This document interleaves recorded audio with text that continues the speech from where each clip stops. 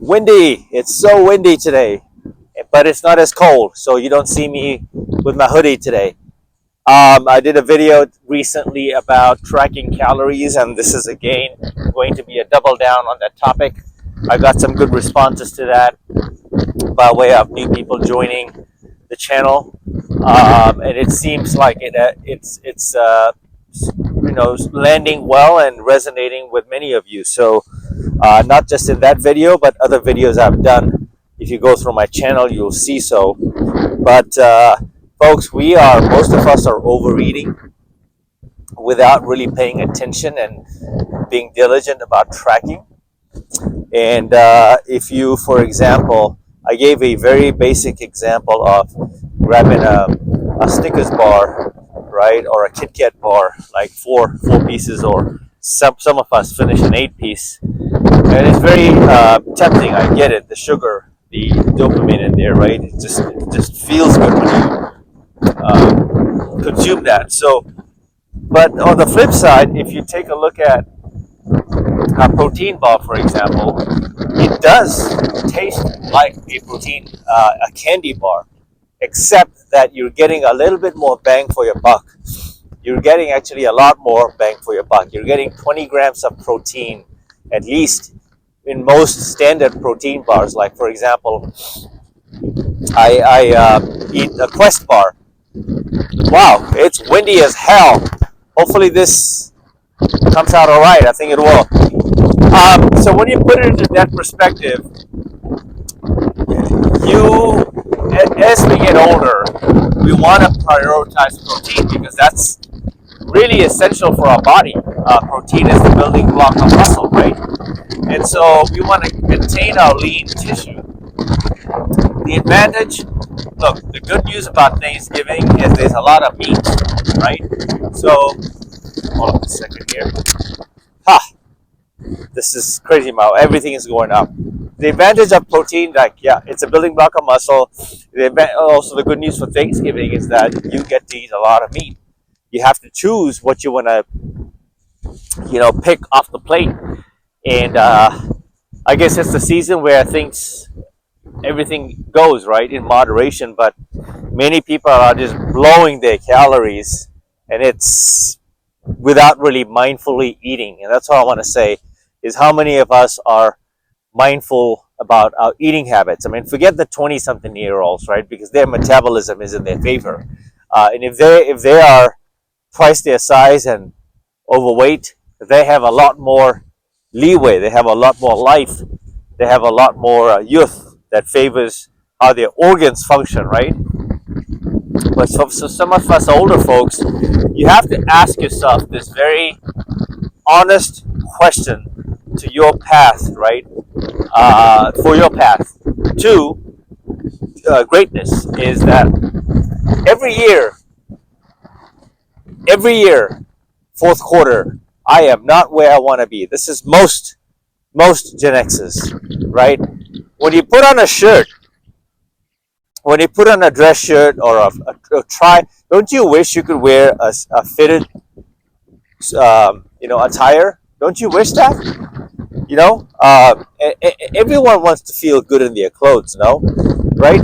So, it's got less to do with working out, right? It's got more to do with diet management, right? And you can't break this down any more beautifully than this, is that we all have the same 24 hours in the day. And let's just say we work out on the treadmill, we go for a long walk for an hour, lift for about 30 minutes, 40 minutes, that's about all you need. So, give or take, you're working out an hour, 15 minutes, or whatever. But then what about the rest of the day, right? And that's where their magic happens. That's where their lifestyle meets, your preparation meets opportunity. You've done the work. Now, how are you preparing to serve your body? What's your preparation and process look like when it comes to the intake part? Because the intake part is where we all blow it, folks. I'm throwing up some B-roll so you can actually take a look at how I have, for myself, how I've dumbed it down. And it's amazing things happen when you write down or track, look at the ingredients on how food components, right? Carbs, proteins, nutrients, right? Carbs, proteins, fats. You can manipulate those things. And I say manipulate fats, protein and fats. Protein first, fats, because fats are a byproduct of the type of meats you're eating. So some of the fatty meat is okay. Eggs are okay. Good fats are okay. Good for you. And then you kind of build off of the remaining calorie deficits, right? Or the remaining calories you have to spend. You can slowly add carbs as you need and as your body demands to do so for your training regimen, right? I am someone that doesn't need a whole lot of carbs and I can train pretty well. And so the underlying message here is: Are you tracking? Are you tracking your protein? I mean, are you tracking your food? Have you sat down and looked at like a wrapper or a food, the code at the back, the sticker, and do you pay attention to the number of calories and what it breaks down into? Right? Have you looked at all those things? A lot of us open up a packet of chips and just start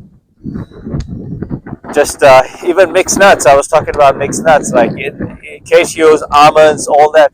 It's good for you, but in moderation, because you can blow your caloric expenditure with like a few handfuls and you're done for the day.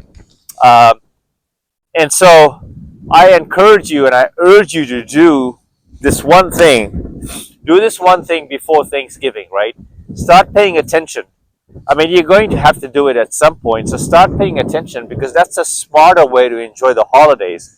You know, I wouldn't limit the amount of protein you eat, because here's why I said that is because you can only eat so much protein and then you're satiated and you're just tired. Tired in the sense like, no more, no more. And then if you want to build in a moderation of a dessert or a treat, go ahead and do it. Like, that's okay, because you've done a great job of prioritizing protein. But on that same token, you got to be drinking a lot of water. And I know a lot of us will be indulging in our wine, the beer, liquor, right? I get it. And there was a time where I had no filter in any of these. I was like a can.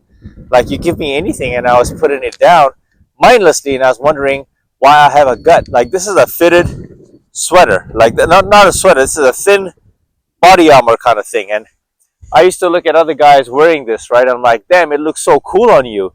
Like, what are you? How does that fit on you? And this is still loose on me, by the way. As I've trimmed down, right?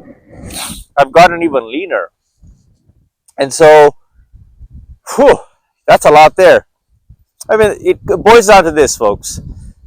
Are you tracking? And if not, why? Right? Because the biggest aha moment for me was when I started tracking. And the definition of insanity is to, why am I not losing weight? New year, new me. Every resolution, right? Not a resolution. It's a permanent lifestyle that you are going to love. When you start this and start seeing results, you will know why I sound the way I'm sounding. Do you know I'm walking right now? Do you know I'm walking right now? It's midday. I'm doing what I love. I'm helping. I'm sharing positive energy, and I'm looking out for you all. And a lot of us want to drop 20, 30 pounds, 10 pounds. This is the way to do it. It's not the gym membership. It's not the fancy equipment. It's your diet, folks. Forget the 80-20% rule. It's the 100% rule, because 100% of your diet will dictate 100% of your results.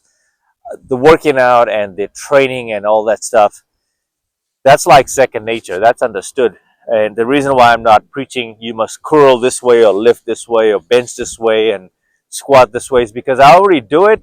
But the second thing is, that's not where your body is made. It's made in the kitchen. So until we dial in our diet and nutrition and tracking and getting in that habit, right?